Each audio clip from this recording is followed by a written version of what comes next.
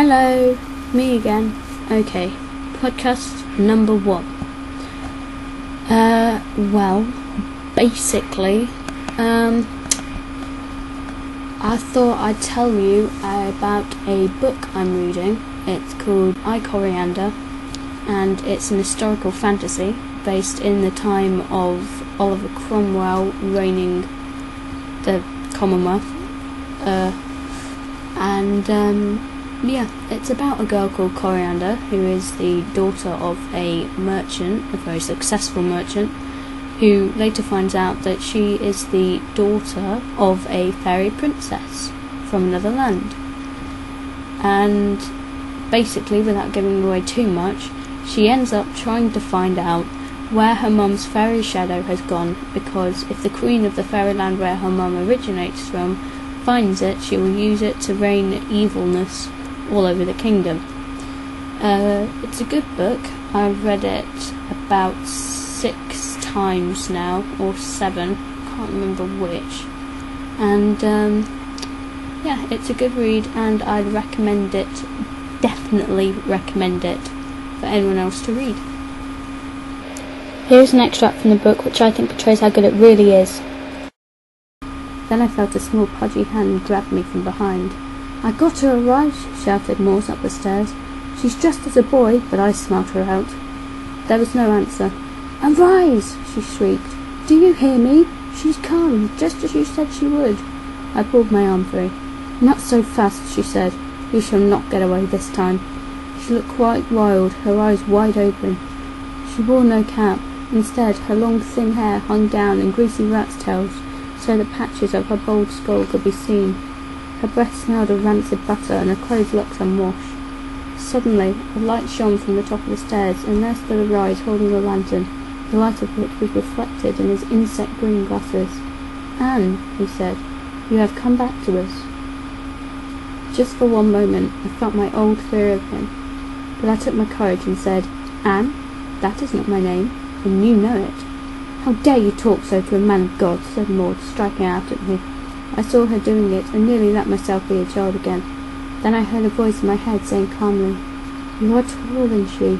You are a grown woman. You can stop this." I pushed her hard away and said, "You touched me, Maud Jarrett, and you will much regret it." My voice sounded strong, stronger than I felt. To my surprise, she backed away. "Arise," she said. "Kill her, so that at least we have something to show." "Quiet, woman," said Arise, walking down the stairs towards me. I stood as tall as I could.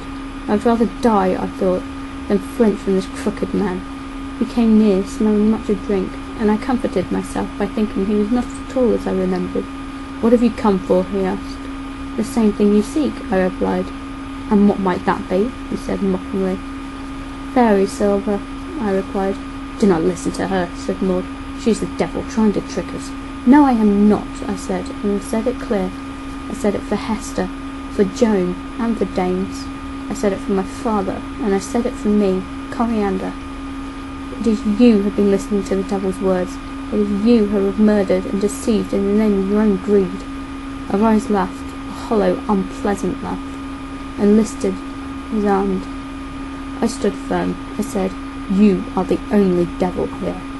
At that moment the pile of furniture gave a lurch and fell crashing to the floor.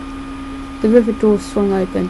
Arise's hand dropped to his side, and he took several steps backwards towards the stairs and held on to the banister. For out of the muddle and tables and chairs came the snout of a monstrous, large alligator. I stood where I was as Maud rushed to Arise and clung to him, begging him to do something. "Save me!" she screamed, but the hand of salvation still held tight to the lantern that swung back and forth, light and dark, across their terrified faces. I looked at them both standing there and felt such loathing.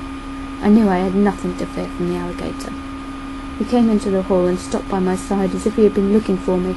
"Go on then," shouted Arise. Kill her, like you did Tarbet Perman." The alligator slowly turned his head towards me. I knew what he was thinking, and I nodded.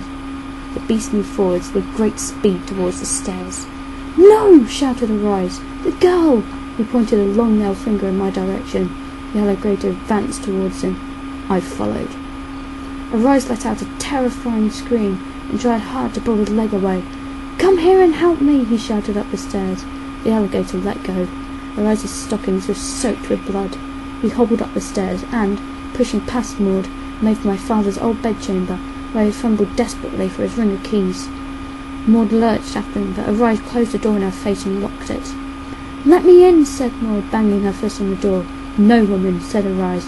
"I care not for what happens to you." The alligator slithered towards her. Maud stood frozen on the landing. "Stay away from me, you fairy child, stay away." "What is my name?" I said. "Anne," she said. The alligator opened his jaw. His teeth glimmered in the moonlight, sharp as knives. "What is my name?" I said again. "Coriander!" screamed Arise, letting the ring of keys fall to the floor. He pushed back hard against the fretted glass. It cracked under his weight. With a splintering sound, the window gave way and a preacher fell into the room below. I ran to the window and looked down. There was nothing to see in the dark river water. I hoped with all my heart that that was the last of the preacher. I knew what I had to do. I knelt down, and as the lantern light flickered then waned, I felt the sharp wind of the raven's wings as it flew into the room, followed by Rosmore. I stood up. The alligator shut his mouth tight. "Well, Coriander, we meet again." She was dressed in a long dusted cloak that looked as if it was made of spiders' webs. Her face was cruel and sharp. Cronus landed on her outstretched hand. "Well, my beauty, what have we here?" "A princess, no less," the raven answered. "Who does this princess resemble?" she said. "Why," said the raven, "Princess Eleanor, your stepdaughter." "Oh, clever bird," she whispered. "And tell me, what thought I of Princess Eleanor?" "That she disobeyed you to run away with a mere human." "Ah," she said, "it saddens me to remember it. But now the wrong she did can be put right through the daughter. Come, girl, give me what is mine." If you have any topic that you'd like me to talk about, please let me know in any way you can, and I'm sure that I'll be able to cover it at some point. End podcast.